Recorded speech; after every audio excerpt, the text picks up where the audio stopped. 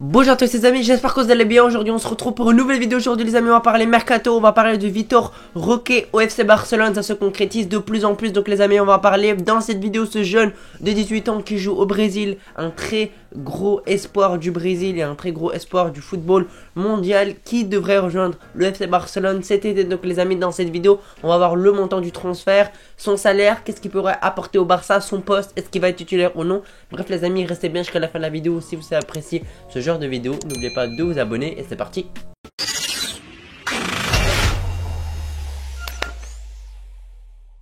Les amis, très rapidement avant de commencer la vidéo, en quelques secondes, j'aimerais vous présenter 4 maillots que j'ai reçus de la part d'un site de maillot de foot. Donc les amis, je vous invite à aller le voir, très belle qualité, pas cher, envoi assez rapide. Donc les amis, n'hésitez pas, il y a tous les clubs, toutes les sélections, allez vous faire plaisir. C'est vraiment pas une arnaque, c'est vraiment un très très beau site. Allez-y. Alors les amis, Vitor Roque, certains le connaissent, certains le connaissent pas. Donc les amis, comme d'habitude, on va commencer par une présentation rapide du joueur. Donc les amis, Vitor Roque est un joueur du Brésil qui joue simplement au Brésil. Il est né au Brésil, il joue pour un club brésilien. Il joue pour la sélection du Brésil également, mais pour les jeunes où il a gagné la Coupe du Monde, si je dis pas de bêtises, de jeunes, ou j'ai pas très bien compris, n'hésitez pas à me dire dans les commentaires, mais en tout cas il a gagné un trophée avec les jeunes du Brésil où il a été titulaire, où il a pu gagner ce trophée là qui est vraiment pas, tout simplement, on peut pas le sous-estimer. Pour son trophée très exactement, il a gagné tout simplement la Copa América U20, il a joué, il a été titulaire et il a gagné en étant très important dans son équipe. Je vous ai dit, il joue pour un club du Brésil, il joue pour l'Atlético PR. Voilà, c'est un club du Brésil de première division. Avant, joué à Cruzeiro et l'Atlético PR l'a recruté pour 4,7 millions d'euros en 2022. Donc déjà, il avait à peine 16-17 ans. Il s'est fait déjà recruter pour quelques millions d'euros pour rejoindre un meilleur club du Brésil. Et actuellement, ça va très bien avec ce club-là. Il joue quelques matchs. Voilà, il est titulaire assez souvent. La Serie A, simplement le championnat du Brésil a commencé il n'y a pas très longtemps. Il joue un peu en décalage. Bref, je ne vais pas vous expliquer. Mais en tout cas, il a fait 5 matchs. Il a marqué 2 buts, sachant qu'il n'a pas été titulaire à tous les matchs. Et sachant qu'il a 18 ans, franchement, on va dire que c'est pas mal. En Coupe du Brésil, il a joué 2 matchs. Il n'a pas été décisif. La Copa Libertadores, c'est à peu près la Ligue des Champions, mais en Amérique du Sud. Il a joué 3 matchs. Il a été 3 fois titulaire et il a marqué un but. Donc on va dire que c'est pas mal. Et dans une autre compétition, Campeonato Paranaense, je connais pas du tout les amis. Mais en tout cas, il a joué 6 matchs, il a marqué 4 buts, il a délivré 2 passes D. Donc franchement, il a des très belles stats pour un joueur de 18 ans. Sachant qu'il n'est pas tout le temps titulaire. Et ça, c'est important à retenir les amis. C'est pas un titulaire indiscutable. Donc il a des stats malgré que des fois il rentre en fin de match, etc.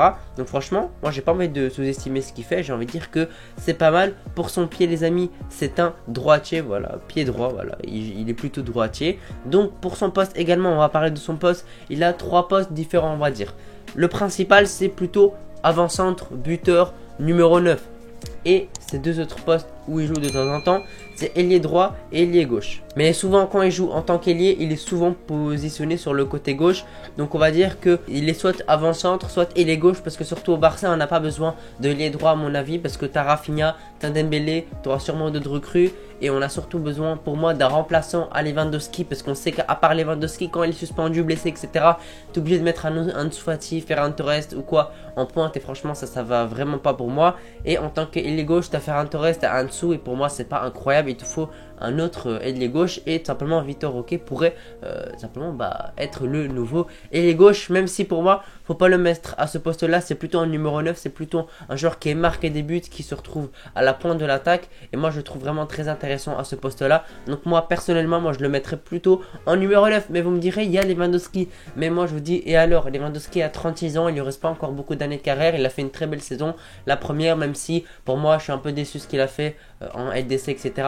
Mais on va dire que c'est quand même pas mal pour une première saison. Il fera sûrement une très belle saison la prochaine et on espère qu'il fera une meilleure. En tout cas, moi j'espère vraiment très fort parce que voilà, sa première est bonne, mais pour moi il doit faire encore mieux, surtout en Europe et surtout au Classico par exemple. Mais bref, ça c'est pas le sujet. Et donc tu as un Vitor Roque qui peut être là, voilà, et qui peut dépanner si Lewandowski est blessé, s'il est suspendu. Il peut jouer aussi en Coupe d'Espagne, voilà, parce qu'on sait qu'on a pas mal de matchs de Coupe d'Espagne.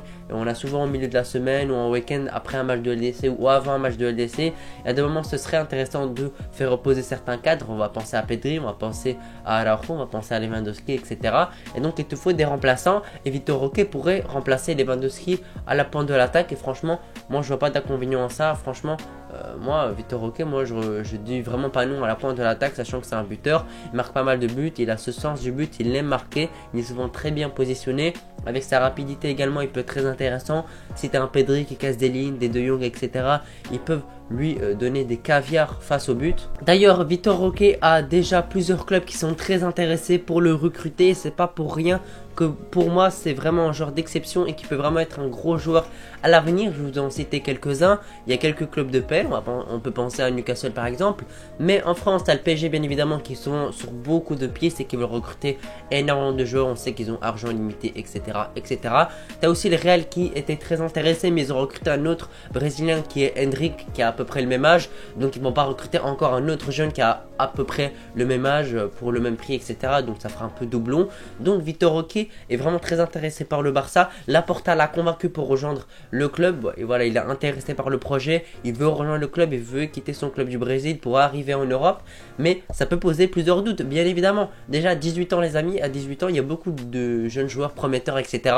Mais on voit que voilà, ils vont arriver à 25 ans, 26 ans et qu'ils n'ont encore pas fait grand chose. Et tu vois que c'est un talent gâché ou tout simplement on l'a trop surcoté. Également il quitte son pays pour un autre continent, pour l'Espagne, c'est pas du tout pareil. Le jeu de l'Espagne et le jeu du Brésil, bien évidemment, ils changent de continent, pas la même langue, etc.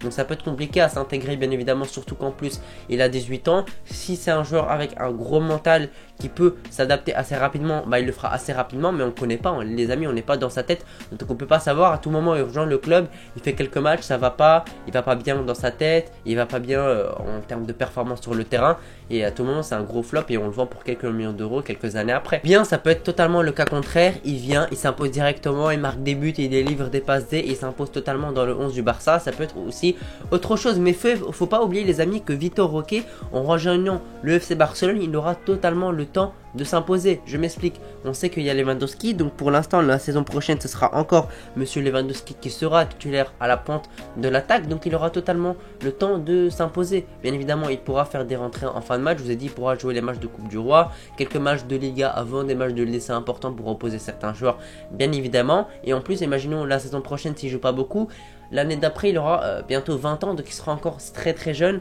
En plus il pourra intégrer l'équipe du Barça B au cas où, voilà, imaginons s'il joue pas, il peut jouer avec eux. Donc franchement Vitor Roque aura le temps, il faudra absolument pas le mettre la pression parce qu'il viendra, il aura 18 ans et demi à peu près. Donc voilà, il sera encore très très jeune, il changera de continent, etc.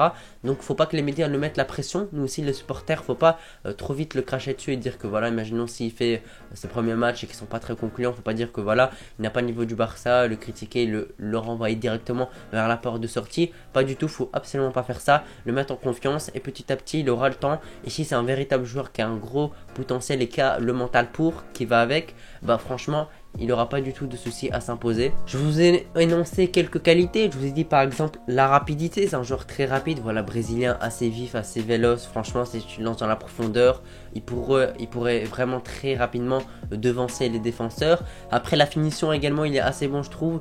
Face au cage, il est assez bon, il est assez concluant. Souvent quand il a un contrat, il marque assez souvent. Il a le sang-froid qu'il faut pour marquer. Après, est-ce qu'il gardera ce sang-froid au Barça? On ne sait pas les amis. Aussi, qui dit attaquant, qui dit brésilien, dit également dribbleur. C'est un joueur qui tente pas mal de dribbles sur un match. Il n'a pas peur de perdre des ballons. Bien évidemment, il perd des ballons de temps en temps, c'est normal. Un joueur qui tente beaucoup perd des ballons. C'est pas comme un joueur qui prend aucun risque, qui fait que des passes vers l'arrière, etc. Bien évidemment, ce joueur-là ne perdra pas le ballon, mais n'apportera rien sur le terrain. Vitor Roque, c'est un joueur qui apporte des trucs sur le terrain, qui peut te libérer des espaces, qui peut t'éliminer des joueurs, qui peut faire la différence en un contre un. Donc voilà, c'est un joueur qui peut perdre des ballons. On peut penser à un Dembélé par exemple aussi, qui tente beaucoup.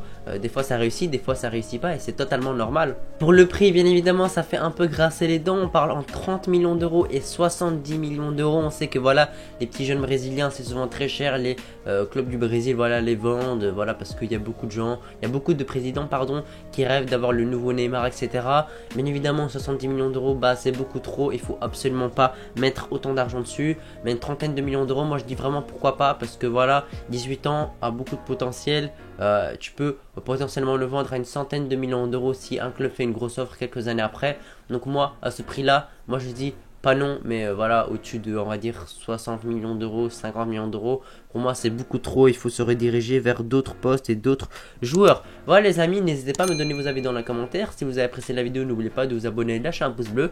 Moi, je vous remercie d'avoir regardé la vidéo jusqu'ici. Allez, les amis, on se dit à la prochaine pour une prochaine vidéo. On se dit à demain pour l'avant-match. Allez, les amis, ciao!